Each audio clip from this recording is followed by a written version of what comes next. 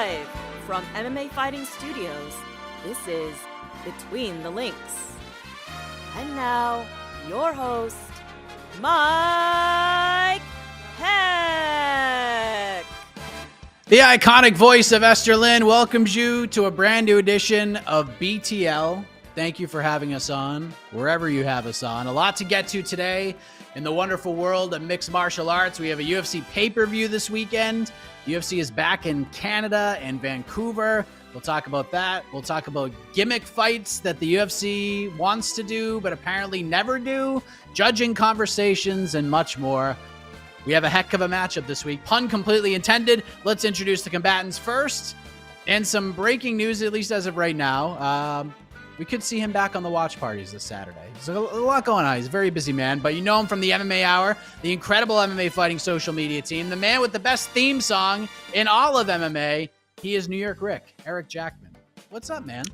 Mike, it's my honor to be here. It's the apocalypse outside here in New York, and I could not think of a better way to spend my final days than with you, our next combatant that you're going to introduce, and producer Casey. There's nowhere I'd rather be. I love you guys dearly, and I'm looking forward to spending this time together. Wow. Off to just a great start. You can tell that Jed is not the opponent. So let us introduce the opponent. I guess we shall call him the defending champion. I don't even know who the champion of BTL is these days, but he's the co-host of On to the Next One. And the new hit MMA fighting show, Tough Hang, the Prince of Positivity, and my best friend. Look at the hair, look at the plants, look at the background. He is the great Alexander K. Lee. How are you, my best friend? Number one, defending champ, Mike. USA, USA. I mean, Canada, Canada, Canada. Sorry, I got confused. I don't win very often, Mike. It was a great win. It was a spirited affair. And this will be, I think, a much more friendly affair. But let's start with this past weekend, gentlemen. The main event of UFC Vegas 74. I love being in the middle of guys with just luscious locks of hair when I just am shining like crazy at the top of my dome. But Amir Albazi wins a pretty heavily debated decision against Kai Kara-France. Most people scored it for Kai Kara-France. Fourth round scoring on one card is kind of the big sticking point. But I don't know. We're not here to talk about who scored what for whom. Was it a robbery? Was it not a robbery? I want to kind of divert the discussion more towards the conversation of judging and scoring in general, since Saturday things kind of have taken a turn, and I think they've kind of taken different turns since Saturday, because it's been quite interesting. And Rick, I want to start with you, because this is a topic that is debated. There's arguments, there's agreements and disagreements in all sports, right? These types of conversations are kind of the benchmark for tentpole programming on ESPN and Fox Sports and other networks, even shows like this. Like, these conversations are great for shows like this. But I don't know, just being on social media and being a part of the MMA Hour and just kind of surveying the scene, I wanted to get your kind of thoughts on the judging conversation since Saturday. Like, where have we come since then? Is this a healthy conversation? Are we getting anywhere? Are people being educated? Or is this just negative across the board and we are just going way far backwards instead of forwards with this whole thing? Yeah, I think you answered the question with the question is, where have we come since Saturday? And the answer is nowhere. And that is where these conversations will always go, is nowhere. My compadre, my partner in crime, Ariel Helwani, is currently fighting the fight for transparency and asking for the judges to explain themselves and have some accountability. And I don't foresee that happening, nor do I foresee anybody's mind being changed if we were to get that transparency, nor do I foresee any changes that will actually help this being made by the commissions. So ultimately, yes, I'm quite on the negative, let's call it, in terms of hopefulness about anything changing here. I think people have dug their heels in. They either care about educating themselves or not, and have already done so, and just want to talk about how they scored their card and argue and yell into the void with other people who have scored their card the opposite way, and then move on to the next time they have an ability to do that. It reminds me a lot of the American political climate, where there's just a bunch of noise from both sides and really not a lot of actual conversation and listening and learning. So yeah, I don't see anything that has changed. I don't expect anything to change, and we'll get more of the same the next time there's even a remotely close decision. AK, you're the prince of positivity. Uh-huh. What do you think? Have the conversations been positive at all? Are we in any better of a place with this stuff now than on Saturday? New York Rick, have you? I don't listen. I'm gonna say something here that I think is gonna blow your minds. I got 2 words that I feel like is gonna solve this whole thing. New York Rick, have you heard of the concept of open scoring? Because let me tell you something. Let me tell you something. I've heard of it. You put those scorecards out there. We don't have this controversy, all right? Kai France probably he sees he's down in the cards and he just unloads the clip in round 5, smokes Albazi in the first 30 seconds of the round. Just like that. He just turned it on. He just turned it on and go after him, just completely smoke him. Open scoring. Listen, we're talking about transparency. Yeah, listen, we can talk to the judges all we want. But you put those scores on the screen for the fans. You give that information to the fighters. Guaranteed to solve all these judging controversies. You'll never have another judging controversy again. The fighters want it. We should we should always listen to what the fighters want. They're the smartest people in the entire game. So definitely we should go with that suggestion. And of course, I'm sure Ariel Helwani, if he had heard of open scoring, would be pushing for it on the show all the time. I think someone definitely needs to tell Ariel about this, because I think he'd be all for it, as I am. AK. Uh-huh. I don't look.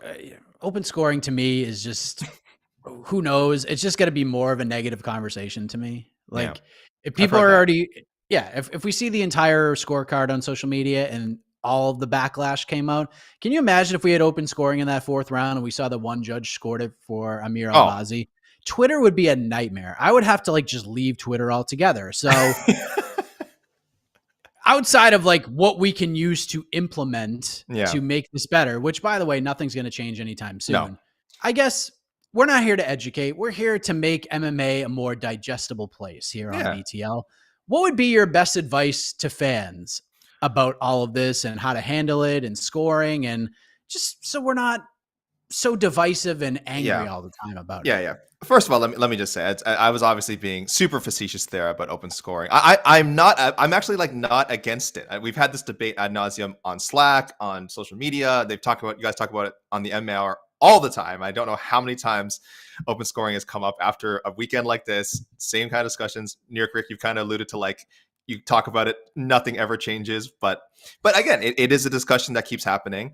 And again, listen, if major organizations and commissions decided to make this the norm, I would totally be fine with it. I'm not against open scoring. I'm against the sort of this overarching notion that it will solve so many things. But I was joking, about the fighters wanting it and kind of making crack with that. But it is true. I think if the fighters want it, it would be nice for the fighters to have some sort of agency over the rules. We always talk about this, right? We wish fighters could agree on things to push sort of change in the business. And if so many of them are agreeing on open scoring and that made it happen, again, I think even most of the fighters know it wouldn't fix all the problems. But if they want it, that's fine. It's a cool thing. I'm not against it. I don't think it's again, guaranteed to make things better, but I'm also not saying it's going to make things worse. I just don't want people to be disappointed if open scoring comes around and then we still end up having a lot of these controversies. Mike, you said the exact same. You just said it perfectly.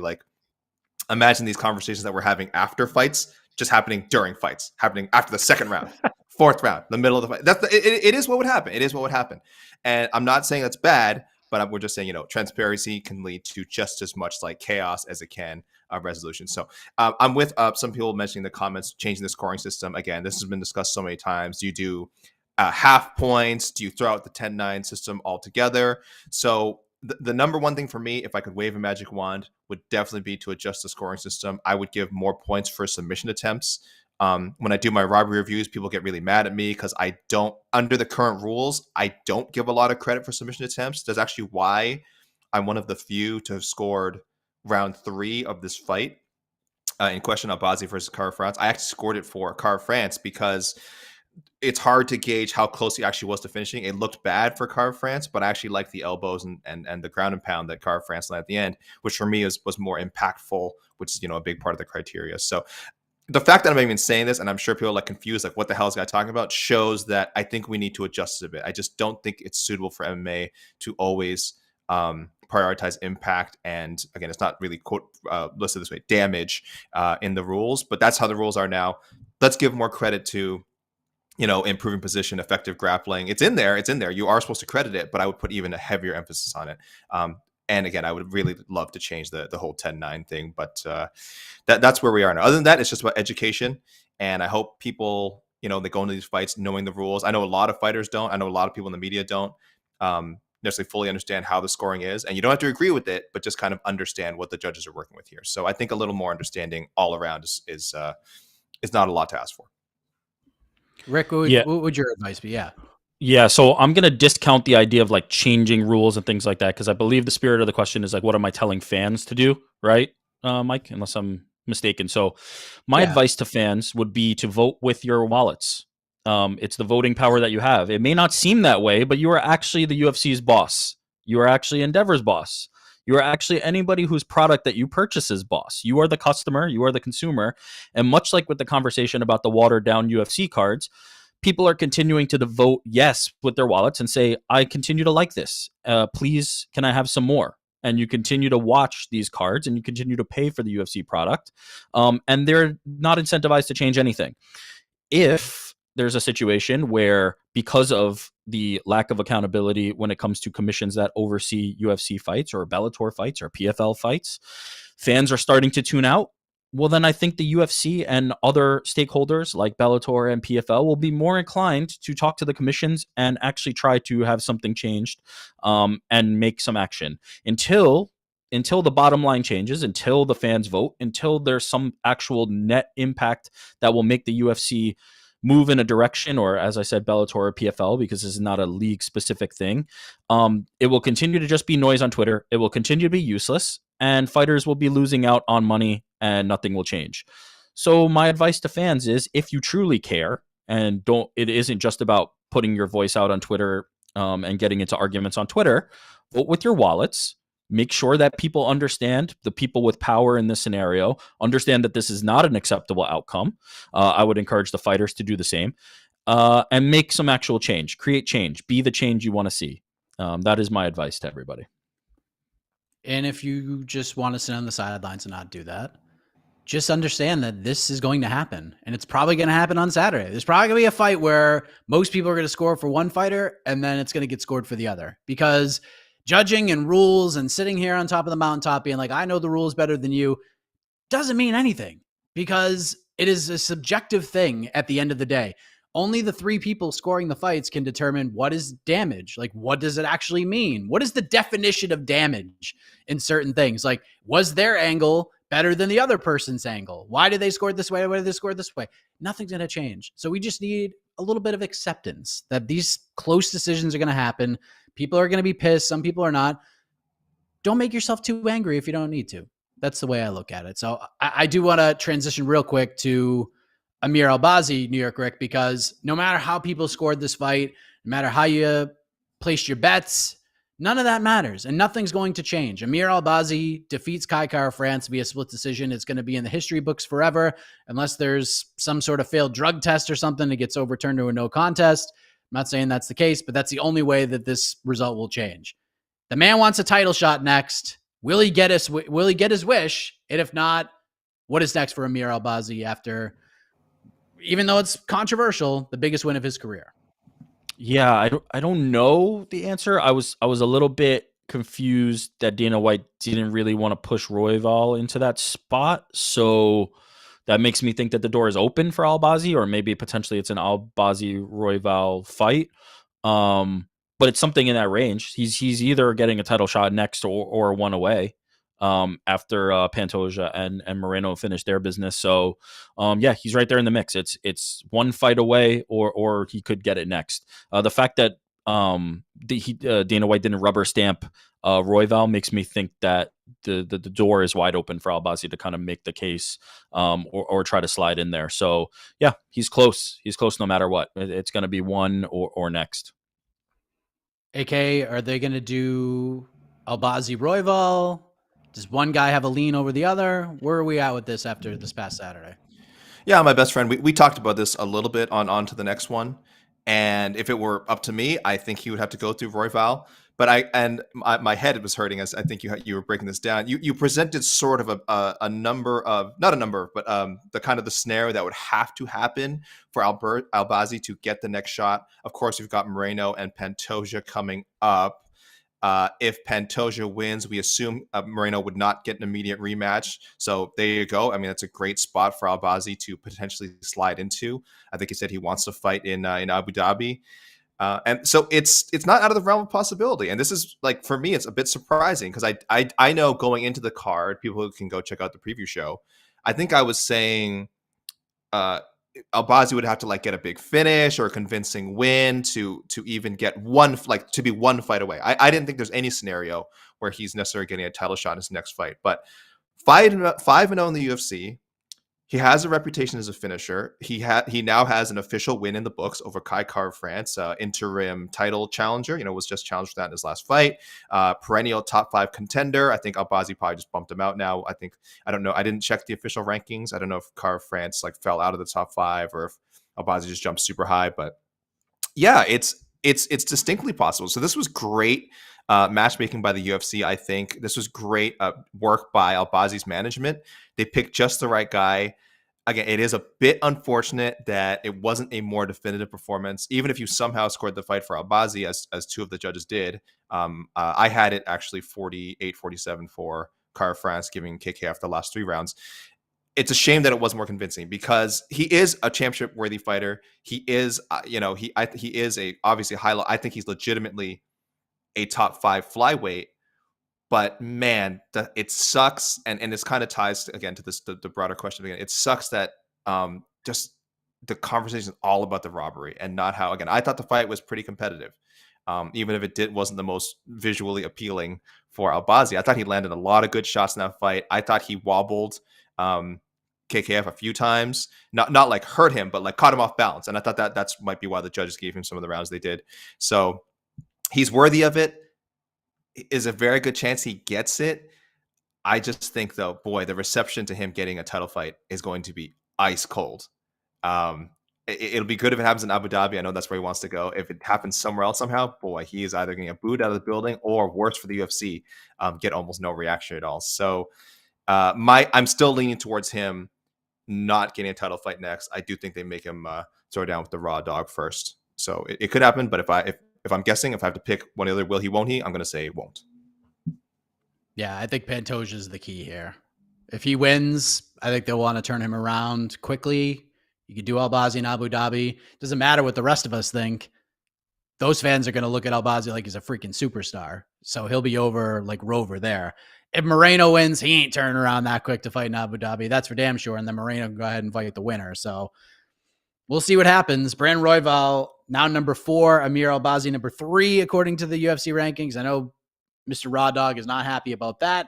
Kai Kara-France remains in the top 5. He drops to number 5. But let's move on. Let's talk about something else that came out of UFC Vegas 74. The point for round 1 goes to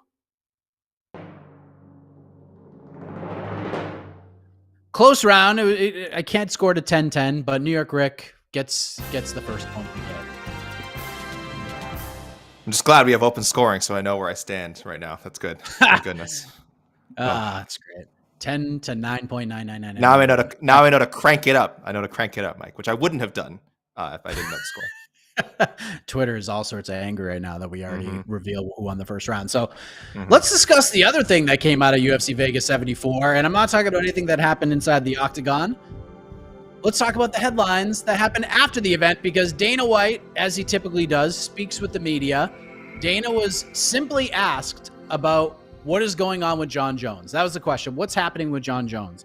And completely unprovoked, he doubles down on a challenge to Tyson Fury to step in the octagon to fight Jon Jones. He said he will make that fight happen. He will make sure Tyson Fury is compensated to the max, and it will be marketed as a fight to determine the baddest man on the planet.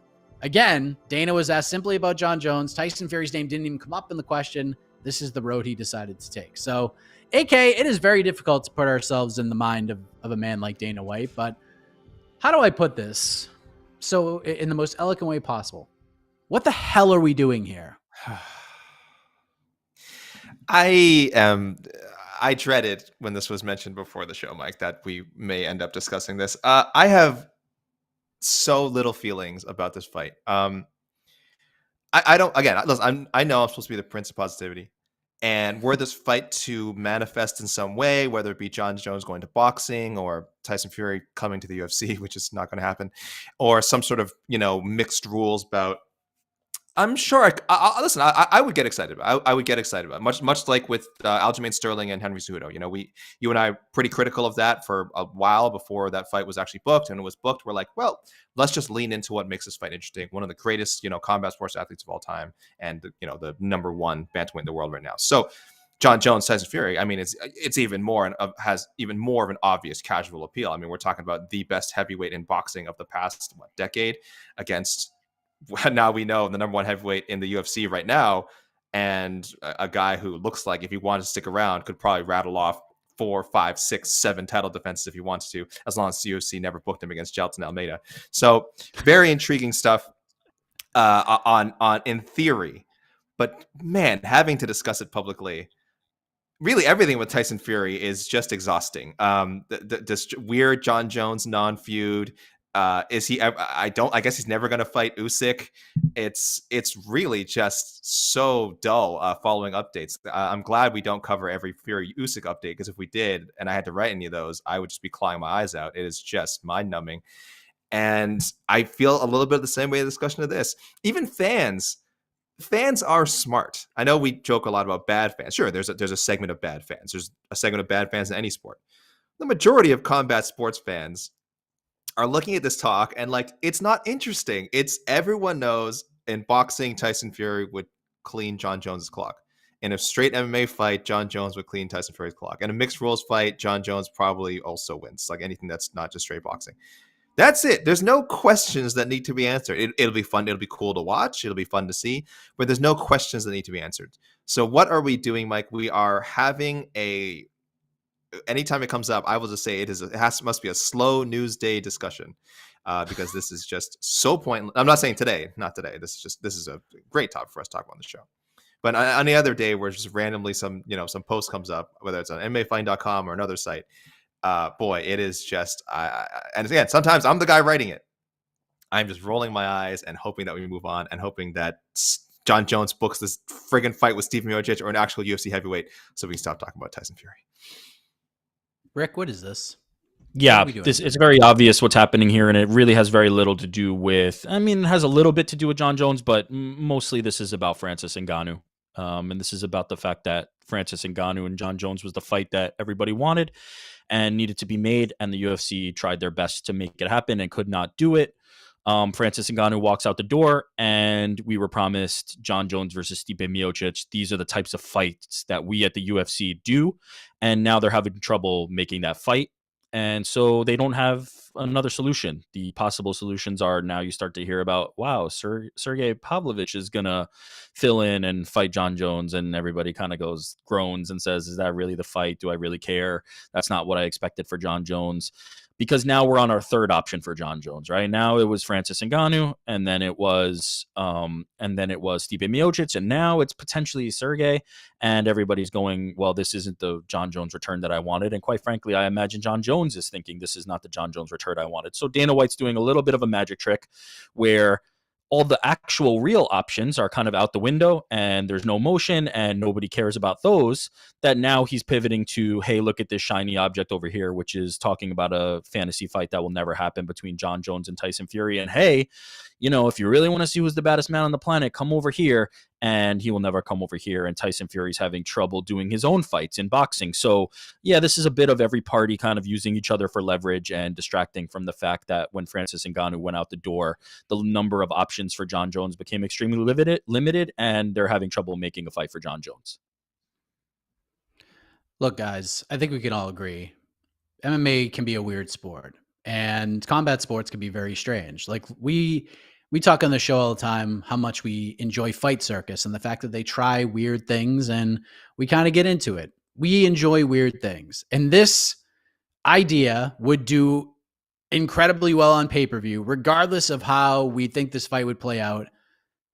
But let me ask you this, Digger. What if they actually got this done? We know that they won't, but let's let's try to live in a world. Enlighten me, if you will. New York Rick, what if they can actually get this done? What if Dana White goes live on the UFC social platforms, starts screaming bloody murder that they got this fight done, and Tyson Fury retweets it and says, I'm in, we're doing this, and Jon Jones responds saying, I'm in. What would your reaction be if they got this done? Wow. Like, home run for the UFC, grand slam, one of the biggest fights they could have possibly put on, because Jon Jones is a bigger star. Because Tyson Fury is a bigger star than anybody they could have matched Jon Jones up against. So I'd be shocked, impressed, start praying to whatever gods that it actually happens. And Jon Jones would finish him in about 30 seconds, and everybody would, be happy and go home and not have to think about that ever again, and then move on to the next thing. If it were to truly happen, where they could convince Tyson Fury, one of the best boxers of all time, currently, in my opinion, the best heavyweight boxer right now, and one of the best pound for pound fighters in the world, to enter the octagon to be completely embarrassed by Jon Jones, I would think, wow, Endeavor has a lot more money than I thought they had for reserved for UFC fights. And congratulations to everybody involved in making it happen, because it was impossible. AK, what if they actually got this done? Can you imagine on to the next one the day after? Listen, I'm not buying into this it will never happen thing at all. I was number one leading the Floyd Mayweather Conor McGregor will never happen. I remember the months or years, however long they were talking about the fight. I was like, it's not going to happen. I was like, it's a cool thing. It's never going to happen. After that, I said, I will never say something will never happen again in combat sports. Never again. Never again. And I get it. There's people now who go like, oh, look how much money there was in that, though. You knew that was going to happen. There's so much, I think, revisionist history around that fight being made. And I'm not saying I'm not saying there weren't people who did think it would happen. For sure there were. For sure people in the media who thought it would happen. But I know there's a lot of people and a lot of fans, and I'm looking at the comments on YouTube right now, a lot of fans who were saying the same thing about McGregor and Mayweather that they're saying right now about Fury and Jones. Oh, it's crazy. It's never happened. Why are we talking about this? It's never going to happen. I wish we didn't have to talk about this stuff. But after Mayweather and McGregor, that broke reality. And the fact that it was a massive success, again, guaranteed that reality would stay broken. If that had somehow bombed, no chance it would have. Maybe we could have had some return to normalcy, but it just shattered everything, right? So if I had told you 10 years ago, Anderson Silva will one day box a YouTube star or some social media star, you'd be like, why would that happen? That's insane. You would have me committed. And now this is a regular thing. We're regularly talking about like Jake Paul, Logan Paul, whoever, whatever influencer boxer you want to name, fighting UFC legends, MMA legends, actual boxers. So this business is so crazy. I'm willing to say it won't happen in the UFC. That would really surprise me if they convinced Tyson Fury to step into some sort of cage, again, whatever the rules were. That would surprise me. That would be still, I'm still able to be shocked. That would be up there. But if you're like Jon Jones and him meeting in a boxing match with the UFC involved, like they were with Mayweather, and taking a chunk of that change just to let Jones fight, that would not surprise me at all. I wish I could be with you guys and be so adamant that it's not going to happen, but I think once it's spoken into existence, there's a chance something that happens. Maybe after Jon Jones is done with the UFC, but you can't tell me, you cannot convince me that it's not possible anymore. So if it did actually happen, Mike, I would just be like, yep, this is the reality we live in now, and I'd happily cover it, and I'd happily watch Jon Jones just get pummeled for 10 rounds, 12 rounds, however long that fight was booked for in a boxing ring. Yeah, I just want to clarify. Obviously, I was talking about this happening in the UFC, right? Like these fights do happen in boxing. That's the difference. Like these fights are made in boxing. These fights do not happen in the UFC. Okay. You get a washed James Toney. That's the best you're going to get in terms of that. You don't get the king of heavyweight boxing coming into the UFC.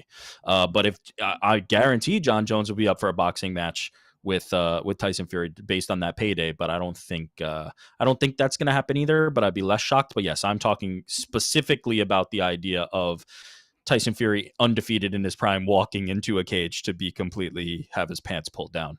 Just not in the realm of possibility. Not happening ever. I don't know. There you go. I don't know. I don't know. Now you've been so adamant about it. Now suddenly I'm like, oh gosh, we keep saying these things. Never. We keep saying never.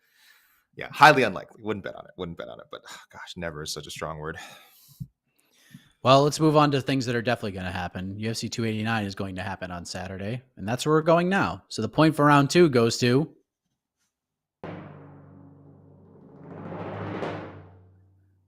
It's a 2-0 lead for New York Rick. Gets it done. Show me the scores. Show me the scores. It's good to know. That was a little more definitive. But AK, Good. Captain Comeback, Prince of Positivity, we can make it happen. I got it. The UFC heading back to Canada. UFC 289. We have Amanda Nunes defending her bantamweight title against Irene Aldana in the main event. New York Rick, I'll begin with you because Nunes obviously highly regarded for her career, her legacy, her greatness, etc. I think this is the fight most fans wanted if Amanda was going to defend her title. I think the Juliana Pena trilogy matchup was kind of met by crickets. This maybe slightly louder crickets because this one's not getting any buzz at all. The co-main event seems to be where all the eyeballs and interest are. I guess, like, why do you think that is, New York Rick? Like, why do you feel like this is being portrayed as this is the Charles Oliveira, Beneil Dariush card, a fight we're going to get into in the next round. And this title fight, I guess, is just kind of also happening too. First of all, the simplicity of just simply louder crickets got me. So congratulations. That was quite nice. Why do I think it's flying under the radar? I think you're 100% right. I think you're spot on with the idea that Aldana was the fight they wanted over a third Pena fight. And it was definitely the fight that Amanda Nunes wanted over a third Pena fight. I think she's kind of done doing that back and forth with her. She's dismissing her at every opportunity. Pena, that is, at every opportunity. Why is it flying under the radar? Is because Amanda Nunes is not the rah, look at me, promote the card champion. Never has been, never will be. No discredit to her accomplishments and what she's able to do in the cage, but she's just not a salesperson, right? She's not trying to sell you on a pay-per-view. And Aldana is a bit of the same way, right? She's kind of got been up and down, kind of now on a streak where she's earned her opportunity, but not been somebody who grabs the mic and is calling out Amanda Nunes saying, you're ducking me and you can't dodge me, the way that Juliana Pena did, right? That is how Juliana Pena kind of carved her path to the title. So yeah, it's just that this is what this fight is. This is I personally really like this fight. I will enjoy this fight. For me, this is a very interesting point in Amanda Nunes' career where how many times can she do this without an opponent that really gets her up? I don't think she's been very impressed by Aldana. Not to say that Aldana is not great, but I don't think she stamped it in any way that made Amanda look and say, okay, I'm worried about this. But how many times can a champion who's been doing that for so long with the one hiccup against Juliana Pena do that? And then you, on the other side of it, you have the Mexican wave that's kind of been in effect. And can Aldana be another Mexican champion for the UFC and another from that region? I think is something real. As well as the fact that you look at her teammate and partner in crime, Alexa Grasso, who she's been training with for so many years, was able to upset a champion who everybody was like, no, she's never going to lose, and she's counted out, and do it in a way that people didn't expect. I think, this is a more interesting fight and a more compelling fight than many may be thinking about it. But from a headline the marquee, put the faces on the poster, get on the mic and sell it perspective, it's a hard sell. And there's a lot more intrigue in Beneil Dariush and Charles Oliveira. So I don't necessarily think the sentiment is off here. I don't think this is like people are sleeping on the best fight of the card. I just think that this is the nature of a lot of the Nunes title fights, and she really needs a foil. And Pena has been her best version of that. I would argue the most compelling matchup for me has been and will continue to be Amanda Nunes versus Chris Cyborg or Amanda Nunes versus Kayla Harrison. Those are the fights I really kind of want to see. But I like this fight, and I think Aldana is a real live dog. I looked at the odds, and I think they're a little bit off. I think there's some value on Aldana. So from a technical standpoint, from a fight perspective, I'm extremely intrigued in this, but I understand why fans are not clamoring to throw their $80 down for the pay-per-view. AK, why do you think this is? There's there's literally no reaction to this fight. People talk about it because it's the marquee fight, and even the graphic for BTL this week, made by the wonderful New York Rick, is of Amanda Nunes, Irene Aldana. It's the main event, but look at the numbers on the countdowns. Dariush Oliveira is like, I don't even know what number it is in terms of how many times more eyeballs have been on that countdown as opposed to the main event. So why do you think this is the Oliveira Dariush card and this is just there? Listen, they dropped the ball with Amanda Nunes a long time ago. I'll always believe this. Like, listen, she wasn't the A side of some of these massive drawing cards she was on. She was on cards, of course, against Ronda Rousey. She was on cards with Brock Lesnar.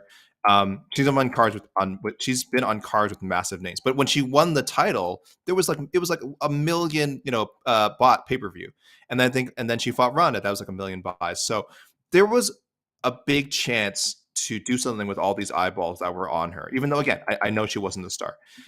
Some of it's not the UFC's fault. I don't know whose decision it was for her, like, again, not to do the standard sort of champion victory tour after. Because, when Miesha Tate won the title, she was on the morning shows. When Holly Holm won the title, she was on the morning shows. And I remember noticing Amanda Nunes was absent. Again, it could be her side of it. It could have been she didn't want to do it. It could have been maybe she wasn't super comfortable with doing some of those English interviews, because of course she speaks English, but doing those kind of situations is different. So I don't want to put it all in the UFC. But I will say, whether it's her fault, the UFC's fault, her management, whoever, a ball was really dropped to make her a star, because she beats Miesha Tate, she beats Ronda Rousey, two of the biggest names, and in a perfect world, you get the rub from beating those names. That just didn't happen with her. And then she continues to have this great run. She beats Cyborg. And that doesn't make her a star. And again, a lot of it was, I feel like, the handling of. I hated, of course, how they handled when she had to withdraw from that fight to get deal with the nasal condition. I thought right away there was almost no coming back from that. Dana White just burying her and blaming her and saying, well, like, oh, a champion shouldn't do that, shouldn't bow to a fight. I'm never booking her in a main event again, which of course he didn't stick with. But at that point, the boss's word has a lot of power. And again, we're already talking with someone who, for whatever reason, wasn't connecting with the fans just based on her own merits. So just a lot of factors went into that, and now we see sort of this happening with her recent fights. Like the Pena fight, rivalry had some juice because Pena beat her the first fight. That was strangely like the best thing that could have happened to her. But now we're back to, when the trilogy was announced, there wasn't a lot of heat around that. Aldana, again, a good fighter, exciting fighter. It's not a huge name and not someone I feel like the casual audience is getting behind. I know a lot of us in the media are pushing Aldana as a very, very live dog, but the average fan just isn't feeling it. So they're looking for something else from this card. They're looking for, Charles Oliveira always brings the excitement. Beneil Dariush, 8-fight win streak. Two guys who, again, you could have had a rematch with Oliveira and Dariush. I don't think Makhachev, no one would have complained. You could have given Dariush the title fight, no one would have complained. So these two guys who should be fighting for world titles, that almost feels like, world title stakes. And if both guys are to be believed, they're going to get a title shot off it. So I'm not saying I don't necessarily agree. Of course, I'm looking forward to both fights, and I think it's always a privilege to watch Amanda Nunes fight. Listen, not every champion has exciting fights. You can pick apart any champion's resume and pick like 3 or 4 title fights that are completely forgettable. Amanda's had some of those. I'm not saying she doesn't, but she is, in my estimation, the greatest women's fighter of all time. And this could be her last fight or one of her last fights. And I think we should cherish every chance we get to see her compete. So not exactly something you can put on a pay-per-view marquee. Amanda might be gone soon. Tune in. I get it. Not a great way to sell, but I hope people appreciate that and appreciate her, at least in retrospect, somewhere down the road, if not now. But that's my 2 cents on it. I want to be really positive about the main event. I'm looking forward to it. Yeah, I think it's an interesting fight. I think one of the things, and I want to get your take on this, AK, and then yours as well, New York Rick, is, she's hinted at, like, as you said, she's hinted at retirement in the past. Her reasoning for not retiring after the loss of Juliana Pena from Media Day was just hilarious and very interesting. But AK, the legacy is intact. At worst, she is the second greatest women's fighter of all time. She's number 1 for me. If she beats Aldana, I think people downgrade storyline to a certain extent because we want to know what's next. And the options ahead of Amanda Nunes are not aplenty. We can do Pena, maybe a rematch with Raquel Pennington. We saw that fight play out. It was not competitive at all.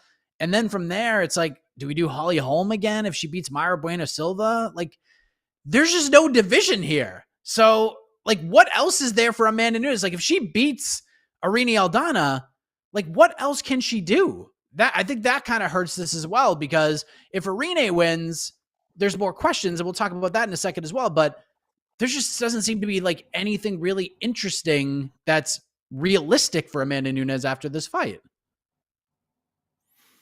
Yeah, listen, a champion's reign is often defined as much by their challengers. We talk about one of the greatest reigns of all time, George St. Pierre, and if you look at it, he got very fortunate with, you know, his first defense. Like early on, he beat some of his contemporaries, some of the big names. You know, and these weren't all title fights at the time, but he beats BJ Penn early on, controversial fight. I know, New York Rick, please let's let this one go.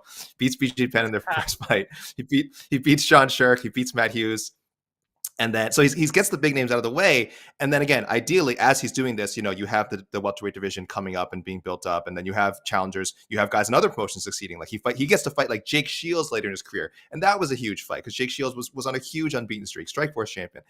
And Amanda Nunes has just not had that kind of luck. And some of it, again, is the division she's fighting in. Really, 135 and 145 around the world. This isn't just a UFC problem.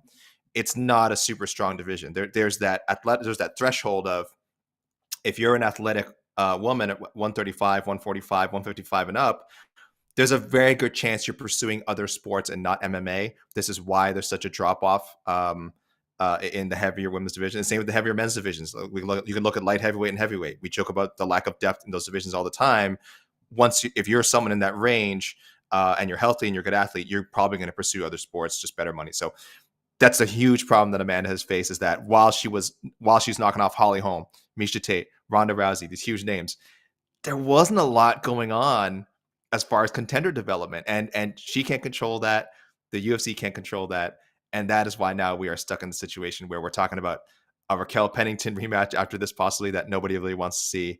A somewhat intriguing Juliana Pena trilogy bout. I mean, at least they're 1-1. You could sell that. And also Aldana, again, great competitor, but kind of stepping in off of this weird situation, off of catchweight bout. She missed weight the fight before that, but people want to see it. And you know, so that's for me, I always say about combat sports, that's the most important thing. As much as we like to build up contenders, do you want to see these two people fight? And I think it would be a shame if Nunes never defended her title against Irene Aldana. So I'm glad we're getting it, however we got it. But yeah, after this division just doesn't have, and featherweight, if you want to call that a division, nothing at 135 or 145 is a super attractive, compelling matchup, which is why this retirement talk is, I think, is so prominent right now. New York, do you think just the lack of a division plays a role in this too? Because we like to talk about the what's next. So if this person wins or this person wins, like, we know what's next. This fight, we really have no idea, because there just isn't much of a division, and anything that's realistically possible, we've seen once or twice already. So is that part of this too? It's definitely part of it. I don't think there's blame to go around. You know, I think a lot of people in a scenario like this are going to be looking for blame. Like, is it the UFC's fault? Is it Amanda's fault? Is the lack of competitive? I don't think it's anybody's fault. I think this is just the scenario we're kind of in.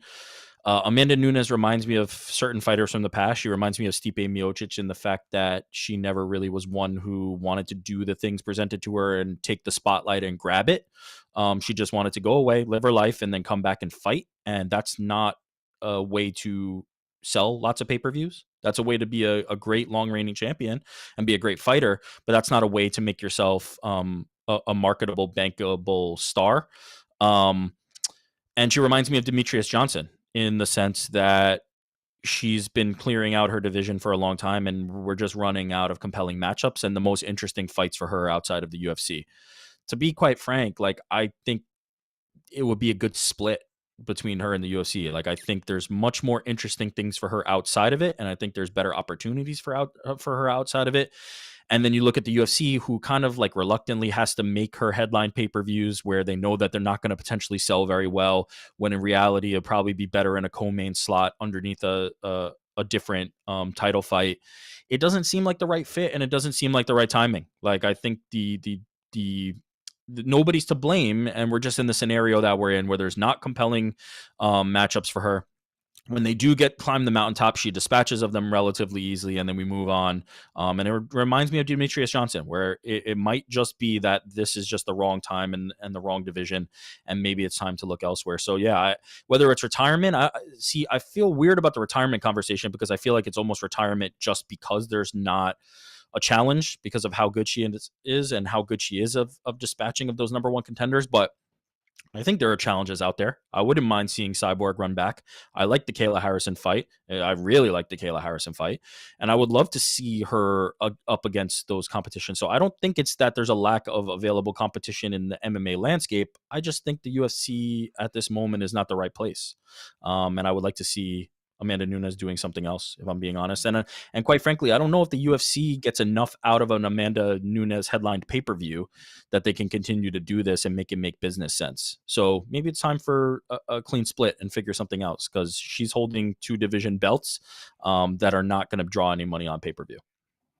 Yeah, and I don't even know why the featherweight title is a thing. But so what's better for business, New York Rick? A Nunes win or an Aldana win? Because if Aldana wins and Nunes doesn't want to go quietly, they're probably just going to run this one back. So, like, what's better? An Aldana win, because now you've got Brandon Moreno, Yair Rodriguez, Alexa Grasso, Irene Aldana, and you've got something really special in the making, and you can continue to talk about that and use the combined efforts of it to talk about Mexican MMA. And then for Amanda Nunes, you can look for something compelling for her. It's much more interesting after she lost to Juliana Pena, right? That was when it was like, oh wow, is Amanda Nunes slipping? And then she comes back and dominates, and it's clear that was an off night. I think it would be more interesting for both parties if Aldana won, and I think it'd be more bankable for the UFC to be able to package their bevy of Mexican champions together and kind of trot that out than it would be for just another 50-45 Amanda Nunes decision. AK, do you agree an Aldana win is better for business here? Yeah, it's hard to argue against it. Again, as much as I'm saying I wish we could sell, Amanda Nunes being the women's GOAT on its own merits and just having that, be something to try and, 300,000, 400,000 pay-per-view buys. It isn't. It hasn't. Again, the most we talked about in Amanda Nunes title defense in either division in the last few years was the Juliana Pena rematch, right? That's just a fact. I do think they would give her an immediate rematch again. As New York Rick said, if they ever want to do that Mexico card, they have so many options, and her rematching Pena in Mexico as the champion, speaking of Aldana, would be absolutely phenomenal. So, and listen, there's also the possibility that Aldana win, let's say it doesn't lead to a rematch, and like Amanda Nunes retires, that would kind of clear things up as well. I'm not saying Amanda Nunes is bad for business. I hate to frame it that way. But when you have someone who has just been so indomitable, and again, some of these performances, like, it almost feels like she fights down to the level of her competition. It's like, we know she's the best, but it's not the same as like watching peak Rousey, run through her opponents in 20 seconds. That's just not who Nunes is sometimes. She's had some great first round finishes, but again, some nights that's just not who she is. So it just might be better if she lost and said, I'm done, I'm retiring. And then they just closed down the featherweight division. Sorry for anyone who, any women fighters out there who are chasing that title, but I can't imagine there's too many. And then, yeah, it would make Aldana, give Aldana a fresh run of challengers. Raquel Pennington definitely gets a shot right away. She beat Aldana a few years ago. It has to be Aldana winning. Again, this is with all due respect to the champion, and I don't want to say the UFC is leaning either way, but if you're the matchmakers, you definitely feel like you're going to have more options and more compelling storylines if Amanda drops the title again. Well, that's the main event, everybody, and you can watch it with us at the UFC 289 watch party coming up on Saturday night. Let us move on, or will we not move on? Is this the shortest BTL of all time? The point for round 3 goes to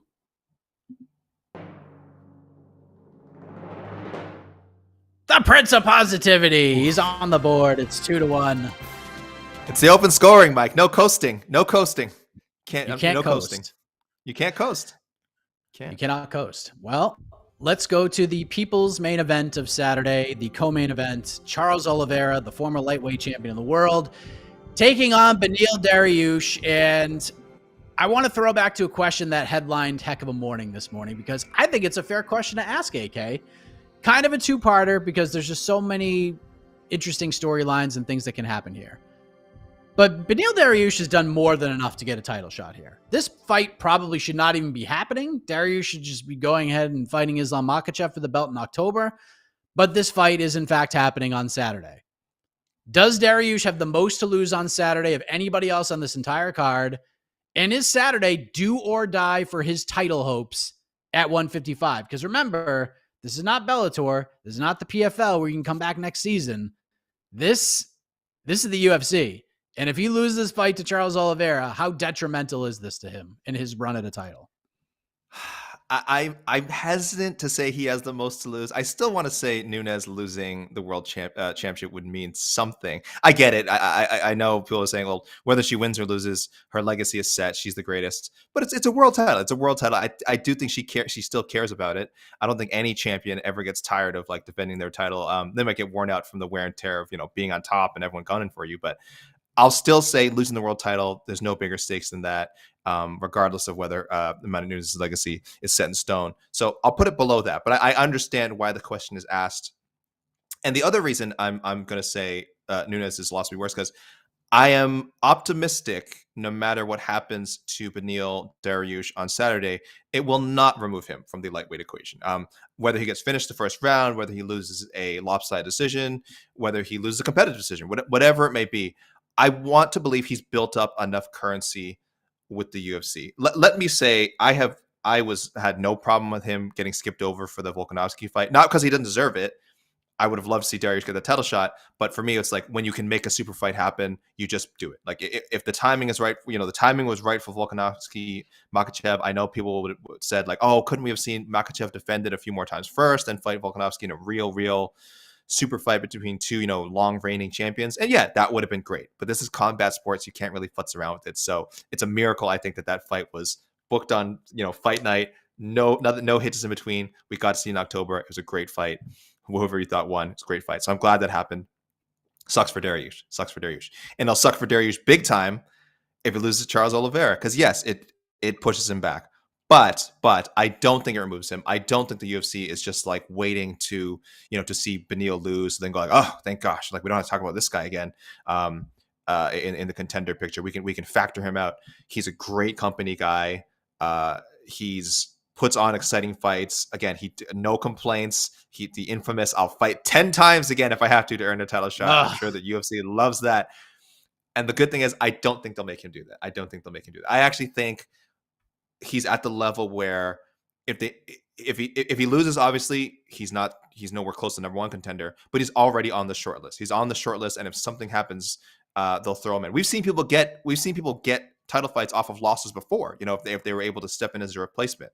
And I think Dariush has earned that. I actually think you could see him if so many names in front of him. Oh, I just almost knocked something over my desk. If so many names in front of him fell out for whatever reason, I think it's entirely possible Dariush can get a title shot. So I'm going to be super, super Prince of Positivity here and say, even if he doesn't win, and I know a lot of people think he will, even if he doesn't win, it's not over for Beneil. There's ways that he can still get a title shot, and as early as next year. So a lot of pressure. I'm not saying it's not a lot of pressure. I'm not saying it's not important. And I'm not saying that he doesn't guarantee himself a title shot, whatever that means, if he beats Charles Oliveira. But for me, a loss for Beneil is not the end of the world. At least I hope that's how the UFC views it, because he deserves a title shot someday. New York Rick, are you as optimistic as AK is?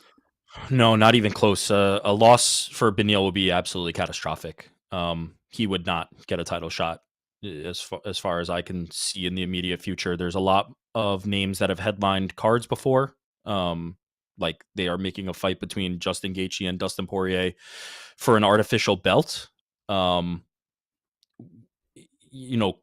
coincide, to run parallel to this fight between Charles and Beneil. And I could imagine very easily one of those guys hopping into the fight. Beneil reminds me of Tony Ferguson before him. He reminds me of Leon Edwards before he finally did kind of get that opportunity. He reminds me of Bilal Muhammad, where he's somebody who's good enough to be in a co-main, good enough to be on the rise. And if we're in that position, we can give them a title shot. But he is not somebody that I think they will gleefully push to the top. I think a loss would be absolutely catastrophic. And in concert with that is there was a time in Beneil Dariush's career where he was frustrated by the lack of opportunities and had already talked retirement and continues to talk about, this is one last run and talk like that. I don't see him strapping it back up and climbing the mountaintop again. This is the shot, and it would be unfortunate if it didn't culminate with a title shot, because I think he deserved it before this, although I think the word deserves in MMA is stupid and I shouldn't have used it. But I think he had done enough in his resume to be a title contender. It would be a shame if he didn't get that opportunity, but I do not see it the same way as AK. I think if he loses this, there will not be another path back to the title ahead of guys like Alexander Volkanovski, ahead of guys like Justin Gaethje, ahead of guys like Dustin Poirier, ahead of guys like Charles Oliveira. There are just too many names who have been bankable stars for the UFC, headlining cards, headlining pay-per-views, that it does not seem feasible for Beneil Dariush with a loss to get back there. So not as optimistic as my colleague. Michael Chandler, maybe Conor McGregor if he wants to go back to 155. Like, that puts him way back if he falls far. He falls. But Rick, if Dariush wins, it's a no-brainer. We know it happens. And on the flip side of the first topic, if Oliveira wins, he seems very confident that the UFC is just going to chuck him back in there with Islam Makhachev for a chance to regain the belt back in Abu Dhabi, the scene of the crime the first time, which I'm not so sure about. But in your mind, what happens if Oliveira wins? Like, where does he go? How much of a chance do you give him getting a rematch with Makhachev if he wins on Saturday? And if it's not Oliveira, how the hell do they pivot for Islam Makhachev in Abu Dhabi? Yeah, he's in the running. So we're saying if Charles wins, right? If Charles wins. If Charles wins, yeah, I think he's definitely in the running. I think there's not a lack of good options, right? If Charles wins definitively, if Charles goes out there and smokes Beneil Dariush in the first round, I think he puts himself in the driver's seat. Then they wait to see what happens with Dustin and Justin. I think Dustin is a fresh matchup, even though he's had 2 title shots before. You could put Dustin in there. Then let's say Justin wins. Now you've got a conversation to be had between, do we give Justin another shot? Do we give Charles another shot? Both not bad options. I think you can put those guys in with a fight with Islam Makhachev and sell it. You've got Alexander Volkanovski on the sidelines. You've got the fight between Conor McGregor and Michael Chandler. If Conor wins, I think there's no doubt he's going to skip everybody, but maybe he wants a title shot at 170. I think they've got a lot of options, including Beneil and including Charles. I think both of them, whoever wins that fight, that they're not in a rush to make a decision there. They can kind of see how the next couple of months play out and then determine that. Obviously, Conor and Chandler would be after, right? Conor and Chandler would be after we settle our business in Abu Dhabi. But there's a list of contenders that they are growing in that division, and I don't think there's any bad options there. So yeah, Charles will put himself, I think, in the driver's seat for that opportunity, dependent upon how Justin and Dustin look. But yeah, there's how special Charles Oliveira's title run was, and the buzz about him online, and the number of fans that he has. I think that would be a huge misstep to count him out of the title just because of how he looked in the fight against Islam. So, yeah, I think he'd be right in the driver's seat with a win. AK, are you as optimistic? Driver's seat? Do you think he's in the driver's seat if he wins this fight? He's in the driver's seat, but I mean, we know that car you can get sideswiped in the UFC at any moment. I don't think either guy is guaranteed anything. I love the talk of it. I love them being pretty confident that, like, oh, if I win on Saturday, I know for sure, like, or now I'm really going to raise a stink this time if I win on Saturday and I don't get a title shot. But you mentioned, you mentioned the Conor McGregor, you mentioned the Michael Chandler bomb. I mean, it's so stupid because their fight isn't even booked yet. We know it's happening at 170, and somehow the winner of that could like sneak into a lightweight title shot. And I'm not questioning you. I'm questioning like that this has essentially been, like, it feels like this has been said. It feels like this is a realistic possibility. It feels like there's a segment of fans who wouldn't mind it. We know we know the casual segment. If Conor McGregor beat Michael Chandler, they'd love to see him fight Islam Makhachev instead of Beneil Dariush or Charles Oliveira. That's just a fact. It's a horrible fact, but it's just a fact. So I want to say that Charles Oliveira should get be guaranteed another shot because his reign was so fun. Even the fight with Makhachev, I get it. Like, pretty clear win for Makhachev, up all the way up to the finish. But I still I'm like, I still want to see more. I still feel like let me see him clear Charles Oliveira twice that way, because I think Makhachev is great, but I also think beating a guy who I think is a star and like an all-timer in Charles Oliveira twice would be enormous. But there's just no guarantees for guys like Charles and for guys like Beneil. Let's not forget, Charles himself had to win, I think, 8 straight, right? Before getting his title fight, 7 or 8 straight. He was by no means, he was never the UFC's number one choice. He was not a guy that they were like, actively pushing. I didn't feel like it until they, again, Poirier and Gaethje got their shots. They were out of the way.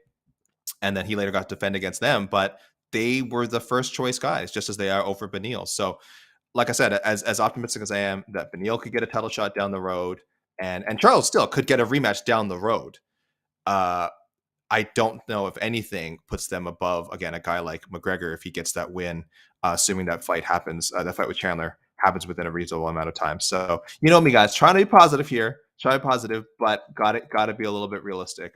Either guy, again, New York Ricky said it, this word should just bleep it out on the podcast version. Either guy deserves more than deserves a shot or another shot at the title. And I don't think anything that happens though on Saturday makes Dana White, show up at the press conference and say, "Yep, definitely going to book one of these guys next for the lightweight title." No, you're gonna get a healthy serving of we don't make fights on fight night. You get a lot of that, so sucks. I don't really agree with that. I just think the timing of Abu Dhabi makes it much easier. Like, it's not like the Bilal Muhammad thing where you could say it all you want. Like, even after he beat Gilbert Burns, Dana was like, "Oh yeah, 100% he's getting next." But is that true though? Like, we don't even know when Leon versus Colby's going to happen. If Khamzat actually fights Usman at 170 and Chimaev wins that fight, you think they're going to get Bilal the title shot over Khamzat Chimaev? No chance that happens. And if Conor does fight Michael Chandler at 170, whoever wins that fight, if they want to remain at 170, jumps in ahead of Bilal Muhammad. So I actually think the timing it favors Beneil Dariush much more than it favors Bilal Muhammad. That's why I hated doing Bilal Muhammad versus Gilbert Burns at 288, because it made no sense. The timing of it made no sense because so much can happen between then and where this fight's even going to happen. Which right now, maybe November, maybe December, we get Leon versus Colby. Like, so much can happen between now and then, but we'll see how this all plays out. I feel pretty confident Dariush wins. It's going to be like hey, if you want your title shot, you have to do it in October or you're just not going to get it. We're just going to call good old Mikey Chandler up because he'll do it and then fight Conor after that. But let's move on. AK, real quick. We know Danny Gay versus Nate Landwehr rules. I think we all love the Nasruddin Imavov Chris Curtis fight as well. I think of the fights we've talked about, those are the top 4. But which other fight on this card has you intrigued the most outside of those?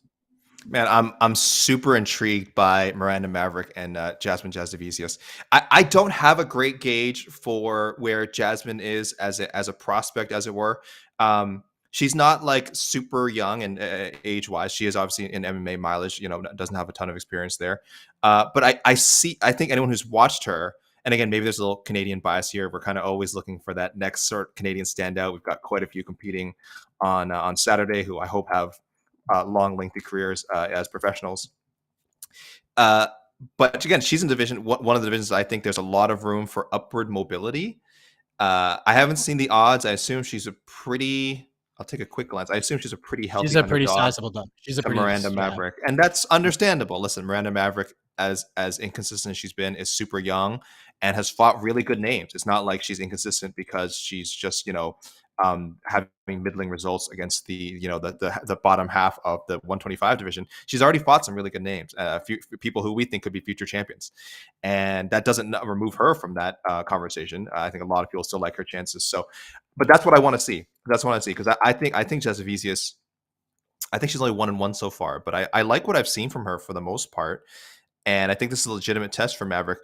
And like for Miranda Maverick, if she is the real deal, if we do want to kind of get her back in that conversation of sort of those blue chippers, because a lot of names leapfrogged her, then I'd want to see her just run through Jasudavicius again, either super convincing 30-27, like 30-26 decision, or get a statement finish. So that's what I want to see if Maverick wins. And Jasudavicius, any sort of win for her over Miranda Maverick would be like enormous, and really get her moving up that 125. So yeah, I'm actually really intrigued by that one on the prelims. Yeah, Miranda Maverick minus 295. A lot of people giving up on Miranda Maverick, which I find is pretty puzzling since she's 25 and about to turn 26. Like she's not even near athletic prime yet. New York Rick, where are you at? What's the outside of the top 4? What would you say is like the number 5 most intriguing fight at UFC 289? Yeah, I could, do the argument about Amavov and Curtis being compelling and needing the win. Well, sorry, you said outside of the top 4? I'm not allowed to pick in the top 4? Yeah, outside of those 4 fights, the main, the co-main, Curtis Imavov, and Ige Landwehr. What's number 5? Yeah, it's gonna be. I would see my order is different. I'm looking at it on Wikipedia. Then I was gonna say I'm all in on Nate Landwehr. Like, let's just do that because he's the man. But then it's gonna be Mike Malott. I'm talking more about like just how you rank them in terms of intrigue. Yeah, it was. Well, again, I'm looking at the prelim headliner for me is Amavov and Curtis. Which to me is very compelling. But I don't know if I'm allowed to take it. I'm confused at the rules. Yeah. I missed. No, I would say of the fights that people are like most excited about on this card, it would be like in no particular order. It'd be main event, co-main event, Ige Landwehr, and Curtis Imavov. So those are like the 4 fights. Those are everyone discounted. Universally are like, okay, these are the 4 fights we're going to pay the most attention to. Okay, so then let's go Mike Malott. Mike Malott versus Adam Fugate because it's a culmination of something for Malott. He was on the MMA Hour this morning and he was talking about being in the stands watching UFC 129 and watching GSP versus Shields in the stadium. And he's the last Canadian on the card. He's going to get a huge pop. He's an absolute monster finisher. Like, I feel like that's building to something that could really set a great tone for the co-main. And then you kind of like, hopefully that bounces off like Nate Landwehr's craziness and that potentially awesome fight with Dan Ige. So yeah, I think it's gonna have a nice little moment with Mike Malott, and hopefully he can come through and deliver the finish that he's looking for as a culmination of something for the Canadian MMA fans, because I think that's going to be pretty awesome.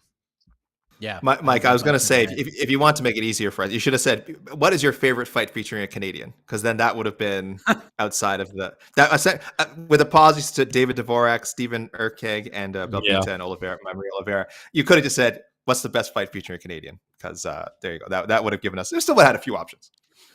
I thought for sure someone was going to say Arichi Lang versus Ariel Helwani. Shout out Sadiq Youssef. Even Sahabi.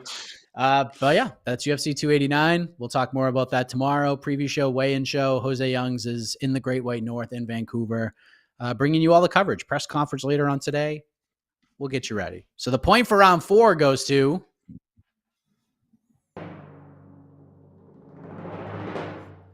he's been here for years, kids, so don't call it a comeback. Alexander K. Lee. We are all tied up. Thank you, my best friend. I think you confused New York Rick with some of the rules there. As we know, #rules rule. I'm a master of understanding rules, so I knew as soon as you kind of gave that convoluted question, I'm like, I got this. I like New York Rick already looks. I can see his eyes glazing over already. So I was like, I got this one. It's amazing because your lack of knowledge of the rules for the first 2 questions were cost you the first 2 points, but now we're sharper and getting into it, and that's how this all worked out. So that means it is time for the knockout round. 1 question will decide it all. Each participant will have 60 seconds to answer said question. Scott McCrae had sent in an interesting topic, but the more I thought about it, the more I realized we're not going to go with this because the contractual. He wanted to compare the UFC to like MMA and put it in a live golf PGA Tour perspective. Like if an anomaly came along and was like, we're going to pay fighters hundreds of millions of dollars to just leave the UFC and come join us. It doesn't really work that way because of how the fighters are locked down in their contracts, as opposed to the PGA. It's like year by year and you can just leave and go as you choose at the end of each year. So can't really do that. Maybe I'll find a way to twist that into something interesting down the road. But I just think there's a pertinent question. I think Ariel Helwani's conversation with Brennan Loughnane kind of put this on my radar. And I know it's a topic we talk about all the time, but I'm really curious to hear what both of you guys have to say about this right now on this day. AK, you are the champion, which means you get the champion's prerogative. Do you want to go first or do you want to pass it on over to New York Rick? Mike, You know, I already me. know this. I've got a thirst to go first. I gotta go first. If the poll is ready to vote on, you should probably just vote for AK now after that wonderful rhyme. So, look, this just keeps coming up, and we're going to continue to do so. But Ariel Helwani had a nice spirited debate with, I believe it was Brendan Loughnane yesterday on the MMA Hour. I was my day off, so I just saw a clip of this on somebody's Twitter feed. But the conversation about the number 2 MMA promotion right now, Ariel Helwani felt very confident that PFL is number 2, and the big reason why is because they have found a way to sort of differentiate themselves from Bellator and at least bring something a little more unique and different to the product, as opposed to like to Bellator, where Jed calls them PFL light, but at least Bellator does the Grand Prix and stuff like that. In 60 seconds or less, AK, are you as confident as Ariel is that PFL is the number 2 promotion right now? Or do you think Bellator has a better case? Like, where are we at right now? Because the UFC is so far ahead and there's just no direct competition for them right now. But I know the Francis deal, but one of the points Ariel brought up is like Bellator has this card coming up next Saturday. It's a really good one, but there's no buzz. But the PFL is on tonight, and there's like less buzz for tonight's card than there is for the Bellator card next week. So who is number 2 in terms of buzz and hype? 1 minute on the clock, go. Yeah, listen, I gotta agree with Brendan Loughnane and Ariel. I do lean towards the PFL. I get what you're saying, my best friend, that there's people who literally don't know there's a card going on as we record this. But I think when you're making these comparisons, comparing promotion and promotion, you can't be so granular and go card by card. It's really like what promotion dominates the overarching discussion, and there's no question over the past 6 months, besides the UFC, it has been the PFL with the Francis stuff. Again, I just think they do a great the drug testing. Listen, the drug testing, that's a bad headline, but at least that's something that wouldn't have even registered with people 2 years ago. I guess the fact that it's news means something. So that's bad publicity is good publicity and all that. But also, they're right that you can, if someone asks you to describe the PFL, you can describe pretty quickly what differentiates it with the $1 million prize. Now they have Francis Ngannou, they got Jake Paul, they got a tournament system. You can't do that with Bellator, as great as the cards are. So Bellator, hardcore delight, putting together, doing great stuff. The PFL in the public eye right now, number 2. All right, New York Rick, do you agree with that? Is it PFL? Is it Bellator? No. Are they too close together? Is it somebody else? New York Rick, go! No, it's actually none of them. There is no number 2. They're all not even in the running. It's the UFC and then everybody else. And the fact that they're all tripping over themselves to tier it out and be number 2 is quite frankly embarrassing. They shouldn't be caring or shooting for it. There is no number 2 promotion because they're all in the scope of the global MMA market, mostly irrelevant to many fans, not watched, and they have a lot of work to do to be number 2. There is no number 2 because none of them have done a good enough job. So you can talk about, here, let's pull up Don Davis's little spreadsheet here. 5 years in existence for PFL, 14 for Bellator. The PFL's got technology, smart cage, data, odds, AI score, so that puts them. The real answer is they should all stop pushing this narrative about being number 2 because it's irrelevant and it doesn't matter. And if nobody's watching, it doesn't matter if you're number 2 or number 20. Stop giving this any air, stop giving this any breath, and build a competent organization. There you go, AK with a big smile. How can you? Well, I was like, Rick's doing pretty well here, and then he brought up the graphic, and I'm like, I thought you were trying to defend your case. Then you bring up the graphic. You're shooting yourself in the foot. I was just bringing it up to talk about how much of a joke it is. No, it's a great. Yeah. One championship, 80% Asian. Did you know that? 80%. I knew that. It was on the it was on the graphic. I had seen that.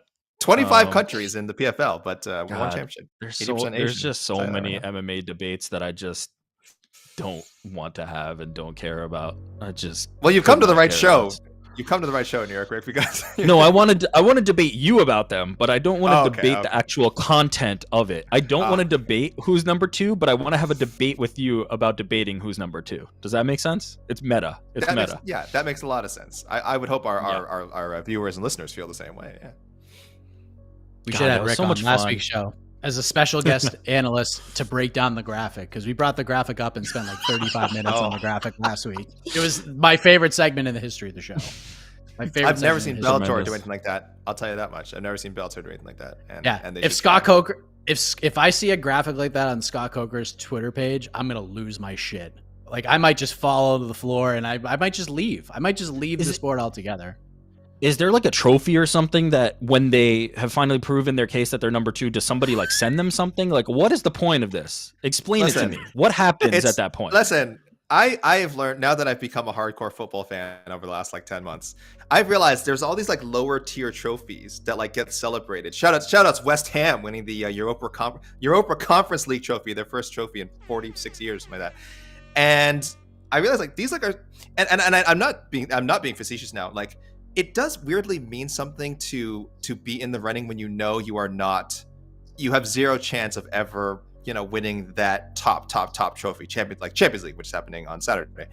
So I guess in a twisted way, this is where we are with other promotions in MMA is like, yeah, you can really only aspire to be number 2, barring something incredibly strange happening to the entire like world of combat sports, and UFC somehow losing its lead, which is just 9 billion miles ahead of every other promotion. So I guess it does mean something. I would love a trophy, a second place trophy. I would point to another tweet by Don Davis where he alluded to the fact that the UFC was Blockbuster and PFL was Netflix and Negflix and Blockbuster. And I would point you to the fact that they're overlooking, the impending doom of the UFC and then the PFL rising and becoming Netflix. So, just food for thought. Maybe they can be number 1. Maybe they're selling themselves short.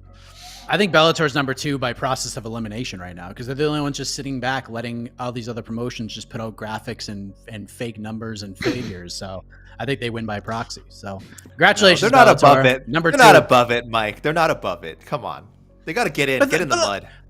Look, they do things but they do it behind the scenes. Like the things that they do that are kind of ridiculous are like behind, like they're not on public. You know what I mean? I actually just registered an LLC and created a company, and I'm actually the number 2 promotion.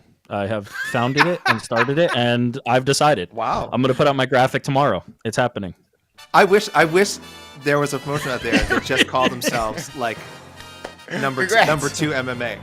Like Thank you. N2 MMA. I would love the N2 MMA promotion. Number 2. We're number 2. Our goal is to be the number 2. Well, it's happening, AK. Yeah. Me and you, the number baby. 2 promotion in the field. I was like, can you imagine a fighter putting out a graphic saying, "I'm the second baddest man on the planet, and this is why." I'm so number 2. I'm so much more number 2 than any of you other number 2s. Number 2. Yeah. Oh my God, just incredible stuff.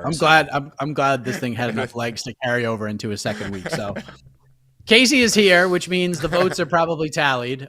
Do we have a winner? Are we good? We definitely have a winner.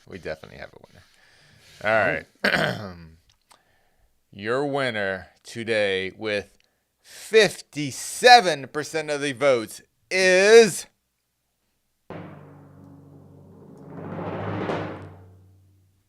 and new champion New York Rick gets it done. What a battle. I mean, just a spirited battle.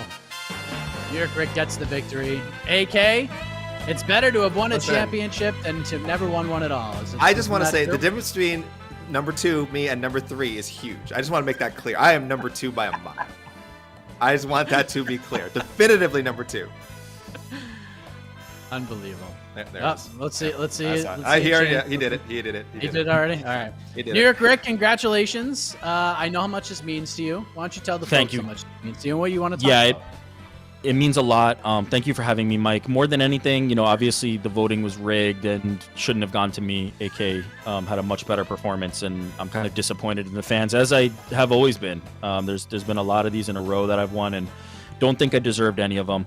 But you know what? That's not really important, the wins and losses. It's more about the time spent, and I had such a good time with all of you guys, and I love you guys so much. And AK, I know we had to debate, but truly you're my brother. And we talk about, Fast and the Furious franchise stuff behind the scenes, which, sustains me and gives me life. I have kids, but I'd rather do that, if I'm being honest. So thank you for this experience. Everybody involved in this, Casey, Mike, it's a great show. It's a great program. And congratulations, AK, on being number 2 and third is so distant from you that they can't even be seen. It feels good. And let me tell you something. This promotion, 100% Asian. I'll tell you that right now. 100%. So beat that. Beat that. Hit the music, Casey. I hope you stop the poll because I think AK is about to get a whole bunch of votes after that final comment. So we are done. We'll be back tomorrow. We got heck of a morning tomorrow morning. We got a weigh-in show, AK. Get excited for that. It's like it's your birthday all over again. Preview show, 3 p.m. Eastern. And then we'll get you ready for Saturday, People's Free Fight Show. We get the watch party. On to the next one on Sunday. It's going to be a very busy weekend. And, of course, Floyd Mayweather is boxing John Gotti III on Sunday. Who knew? Who knew? And we'll talk all about it next week right here on Between the Links. Thank you, Casey. The iconic voice of Westerland takes you home. Good night, everybody.